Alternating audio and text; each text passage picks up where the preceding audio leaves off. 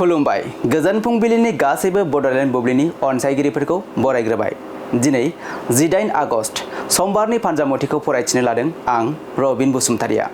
फानजामुथिनि गिबियाव दं मेष राशि। नोंथाङा गोसो सिंनि बाथ्राखौ बुंथिना लानो हायै जानो हागौ। उसुखुथुजों साना बारलांगोन। वृष राशि। सोरनिबा मोजां खामानि मावनायनि थाखाय नोंथाङा मान मोननो हागौ।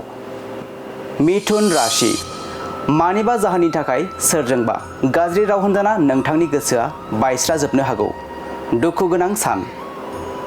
कर्कट राशि। गावनि नाजानायजोंनो जेरैबो बिथिङाव नोंथाङा जौगानो हागौ। सुखुनि सान। सिंह राशि। नोंथाङा गावनि फालतु आखुनि थाखायनो सुबुंफोरजों रायखोमा जानो हागौ। कन्या राशि। नंखाय खोथा बाथ्राखौ लानानै नोंथांखौ गाज्रि मुङै बांसावनो हागौ। सांग्राङै थानाया गाहाम। तुला राशि। गोबांथार खामानि मावनांनायनि थाखाय नोंथाङा देहाखौ मेंनाय मोननो हागौ। वृश्चिक राशि।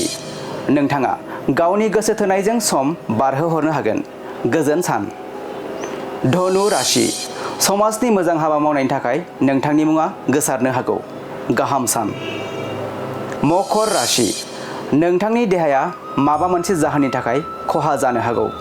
देहाखौ जोथोनै लाखिनाया गाहाम। कुम्भ राशि।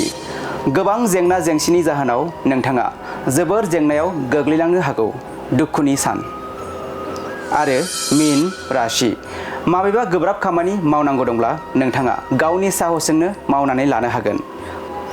दिनै सानसेनि राशि फरायथिनाया बे एसेनोसै। आसा खालामो नोंथांनि दिनैनि साना मोजाङै मोजां थांगोन बेखौ बड'लेण्ड बुब्लि नखरनिफ्राय मिजिंथिबाय। गोजोन्थों।